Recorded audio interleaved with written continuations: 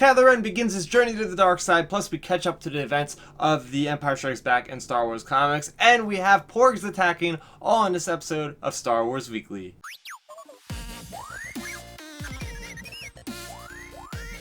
Hello fellow Star Wars fans, it is Starrapter here and coming at you with another Star Wars Weekly video where I break down the latest in Star Wars comics, novels, TV series, and more. And this is a banner week for Star Wars comics. We have Empire Ascendent, we have Star Wars Adventures issue number 29, and we have my most anticipated comic of the year, that is the Rise of Kylo Ren, issue number 1 of the 4-part mini-series. Let's get right into the Rise of Kylo Ren. This is an incredible issue written by Charles Soule with artwork by Will Sliney, both no strangers to the Star Wars comics world. I also picked up the variant cover, pretty cool. So this is a nice oversized issue. We pick up right in this issue, right from the get-go, learning about the leader of the Knights of Ren, the prior leader of the Knights of Ren. We all know what's going to happen eventually. We're going to have Kylo usurping the role of that character. But we learn so much about these characters in such a little span of time. They are essentially a death cult. And to enter into the ranks of the Knights of Ren, you have to have some kind of force sensitivity, and you also have to have some dealing with death. So I really liked how this story really introduces these characters right from the get-go. You get these two kids, one of them killed apparently over 100 people. That draws the Knights of Ren to them because they're looking for more followers. And next thing you know, they have to perform some kind of killing for them to be entered into this. And it turns out that the other kid, the brother, ends up backstabbing the other kid and tries to usurp the role. He does not have force sensitivity. The master of the Knight of Ren just kills him and says we have to look for another follower. And hey, that's kind of foreshadowing to where we're going to have Kylo Ren entering into the ranks of the Knights of Ren, which should happen in issue number 2 of this series. But I really did enjoy the leader of the Knights of Ren. He's very charismatic. He is almost like kind of like Darth Vader in the fact that he has like burns on 90% of the body, and he has this mask, so he's not revealing his face. But the way he talks, he's kind of like a cool guy that you can sit down and have a beer with, according to Charles Soule, the writer of this issue. That's what he described him as, and I totally get that feeling. Very interesting character. We also learn that they worship, I believe that's what I kind of insinuate from this, they kind of worship this lightsaber, this red lightsaber. They are very much like, they fly by the seat of their pants. Whatever needs to be done gets done. They don't have like a specific mission, but they kind of just go with the flow of things, whatever that might be for that particular day. We also learn that there are certain names for the Knights of Ren. There's not Knights of Ren 1, 2, and 3, and 4. They have names such as this one character named Trudgeon. These appear all to be the same type of character designs that we'll see in the Rise of Skywalker, which I'll be seeing as of today with putting this video out. I cannot wait for that. We'll get more into the details later on. But then we go to the actual crux of the story, dealing with Ben Solo. And Ben to Ren is what Charles Soule puts this story as, and we pick up right from him just standing in the burning ruins of the Jedi Temple. We don't know what planet it is. We do know, of course, that it's Luke Skywalker's Jedi Academy.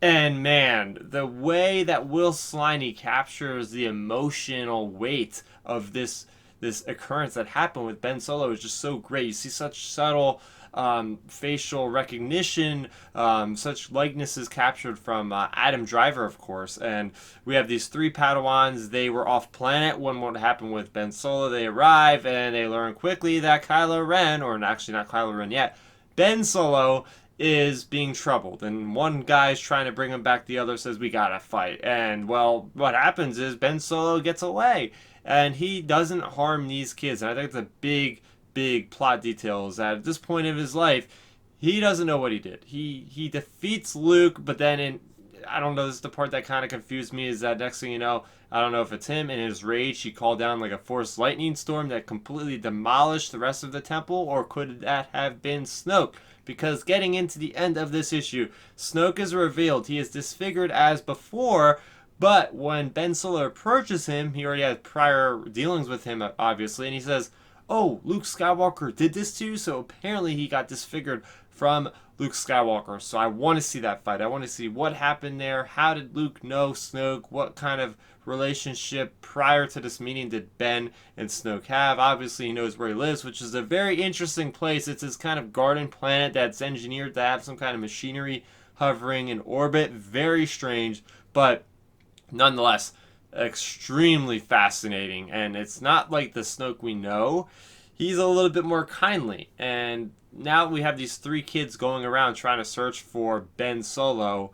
That's kind of a crux of another story where they're like, should we tell Leia? No. How weird would that sound if we just went to her and said that, hey, guess what? Your son just took out your brother and he's going and running away. Like, that's nuts. So they're going to try to track him down themselves, even though they've both got all defeated in combat, with Kylo not even trying to really fight against them. But yeah, this is just the story that I wanted to have. I mean, this is really getting deep into Kylo's mind again. With the artwork, it's just phenomenal. The writing of the story is just incredible. As we know, Charles Soule is, in my opinion, the best comic book writer for Star Wars right now. We're going to get into another one of his stories in this moment. But yeah, I am just looking really forward to issue number 2, especially since we know we're gonna have Ben Solo. I keep correcting myself, not Kylo yet. By the end of this, I'll be able to call him Kylo, hopefully. Ben and Luke teaming up to fight against their first encounter with the Knights of Ren, because he knows about the Knights during the time he's in an academy, because that's the next point to be taken, is he's going to go over there and try to find the Knights of Ren with Snoke following behind him. So let's talk about the Knights of Ren, or the Rise of Kylo Ren, in the comments section down below. Yeah, as if that wasn't enough, we have a huge landmark issue for Star Wars comics. This is Star Wars Empire Ascendant. Such a huge, thick book we have here. We have 4 separate stories that are going to bridge us right into those first moments of The Empire Strikes Back. We have a story revolving the flagship Star Wars comic series. We have a Darth Vader story. We have a Byler Valence story, as well as a Dr. Aphra story. So starting with the Star Wars story, it is subtitled called An Echo of Activity, right? So this is all about, from the perspective, and I very much appreciate this, of Kez Dameron and Shara Bey. Yeah, those were the first characters revealed in Shattered Empire. They are the parents of Poe Dameron, who actually exists at this point in time. During The Empire Strikes Back, it looks like Poe Dameron could be maybe 2 or 3 years old, toddler.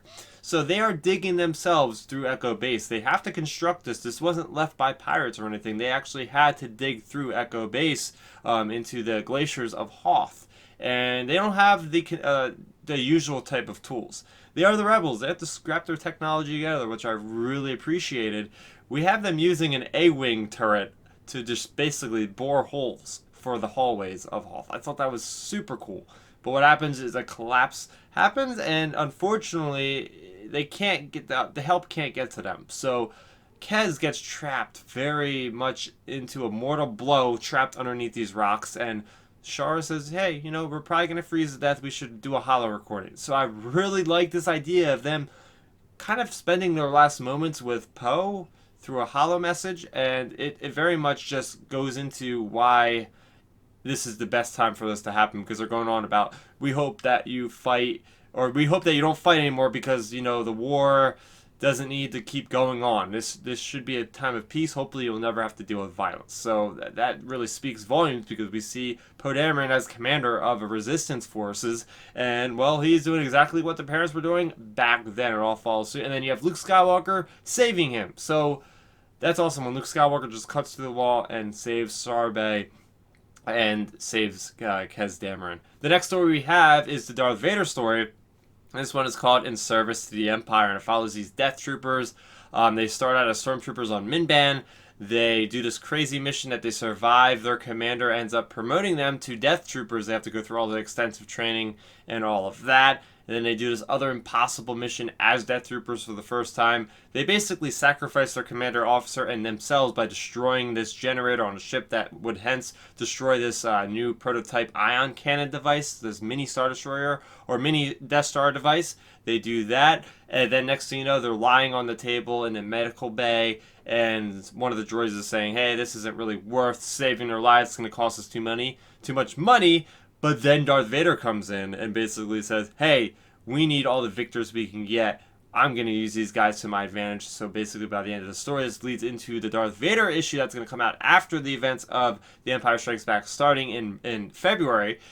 He's going to have his own little special squad of Death Troopers, and I'm guessing they're going to be cybernetically enhanced. It's going to be awesome. I really just dug seeing an entire issue about the Death Troopers, who are still very mysterious. We learn a little bit about them in Alphabet Squadron, but I just love this idea of these like super genetically modified soldiers that are just abide by their will, and they also have that garbled speech, which I just love that touch from Rogue One. And moving on to the bounty hunter story, this one's called One Side to Every Sortie. This one revolves around Byler Valence, who has been giving a special mission by Han Solo himself. Yes, Han Solo is dealing with hiring a bounty hunter on the rebellion side of things, which we normally think it's just the Empire that deals with bounty hunters. But anyway, very cool story because we have Byler Valence, who has to escort a VIP who has the know-how knowledge to get a functioning shield around the planet of Hoth. So he has to go from point A to point B. Turns out this is an informant, ends up turning on him and calling in the Empire so that he can make a deal with them to kind of save his family, who is indentured to the Empire, or something to those degrees. So yeah, we have this kind of nice action set piece throughout this entire issue, just giving us what to expect from the bounty hunter story, which is just a lot of off the wall kind of action and thermal detonators and explosions. And we have this one character that I found very interesting. He's got an eye patch. He's on the Home One ship with Mon Mothma as well as Crix Nadine. Not sure if I've ever seen that character before. You guys can let me know in the comments if you've noticed him. Maybe he's brand new. Maybe he's a little bit of a sneak peek at what we can expect. We also have that final story. This is the Dr. Aphra epilogue. So we are getting that same kind of narration we had in issue 40 with Dr. Aphra doing this special holo recording about saying goodbye to her father, to her friends. And, well, we kind of followed that perspective from Captain Tulvin and from her father on Hoth alongside of Vulata. Very touching story. And basically, by the end of the story, we learn through Luke Skywalker, who encounters those three on the planet Hoth, like, hey, I heard that Aphra is actually alive, but she's doing her own thing. So by the end of the story, we get this nice kind of closure that these characters that have affected Dr. Aphra's life personally know that she's still out there, she's still safe, even though sometimes they hate her, sometimes they love her. That's how it's always going to be with her. And it's pretty cool getting little tidbits about how Vulata's pet is still alive and about how that pet apparently was the cause of wrangling the Tauntauns and all that sort of thing. But yeah, it was just an overall nice kind of way to close the Dr. Aphra series, even though we know it's starting back up in April. And finally, we have Star Wars Adventures issue number 29. Of course, this has two stories. It has Ghosts of Kashyyyk Part 3, and it has Secret Agent Droids Part 3. And by the way, this is part of the Journey to Star Wars, The Rise of Skywalker. It's the last one we're going to have for the Rise of Skywalker Journey 2 content. Anyway, first thing I want to note is about this special story on Kashyyyk. It's about Chewie just trying to take back his homeworld, or at least a bit of it, because by the time they succeed, he does realize that most of the planet is still enslaved by the First Order, or at least a portion of it. But this story just has Chewie basically using this planet's advantages to basically the Wookiees to survive against the First Order. They're using different traps and things, very much like the Battle of Endor. We're seeing Porgs attack in mass. We're seeing Porgs like Turbus taking out the power to free the Wookiees.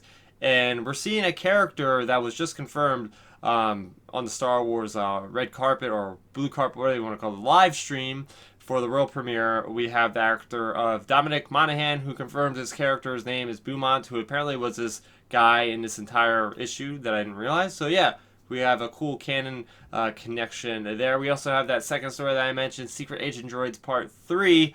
We have C-3PO alongside of this little female adolescent Duros, and they have this communication dish, and they are basically having this game master guy who's the head technician on this First Order camp on Garel, which was in Star Wars Rebels, and he is going over this whole master plan of, we're going to take over the Resistance communication, they'll never see us coming. And it turns out in the background, as he's talking to General Hux, we have this female Duros slip a chip into that same array, and it starts putting out a transponder code for all these Resistance cells to help everybody to join the Resistance, and they get away with the help of BB-8. And through the end of this issue, we have Poe Dameron kind of giving a pep talk to this female Duros, saying, look, it's not worth it trying to do these brash plans. I learned it through my own way. I had a lot of loss because of myself not thinking of others and having my head up my butt kind of thing. So I really did like how Poe Dameron just broke it down to both C-3PO and M, and they all said, hey, we're in the Resistance now, and it was this really cool moment at the end. So that was the end of Star Wars Adventures issue number 29, but I want to hear what you guys have to say about all the comics that came out this week. I know it was such a large amount of content to read, especially if you plan on getting through all this content before the movie coming out in America, at least this Thursday, which is today. So what do you guys think about all that? Let's talk about it in the comment section down below. Next week we have 0 things coming out because, well, it is Christmas. But the following week, which is New Year's Day, January 1st, we are getting Star Wars issue number 1, the relaunch of the Star Wars flagship series, which is going to be starting right after the events of The Empire Strikes Back. So I'm really much looking forward to that. But that is going to do it for me, Starrapter. If you guys are new to the channel, welcome. I talk about Star Wars a heck of a lot. I will be talking a lot about the Rise of Skywalker. I've been reviewing The Mandalorian as well as Star Wars Resistance. So make sure you are subscribed to the channel so you never miss out on any content coming out in the future. That's going to do it for me, Starrapter. Thank you so much for watching, and may the Force be with you always. Thanks for checking out the video. Please hit that thumbs up symbol. It helps me know that I'm making content that you guys enjoy. And if you enjoyed this video, I also include 2 videos down below you guys should check out. And please consider subscribing to this channel. It helps support me, and it notifies you guys of when I get new videos up on the channel. You can also contact me on Twitter, Facebook, and Instagram at Starrapter.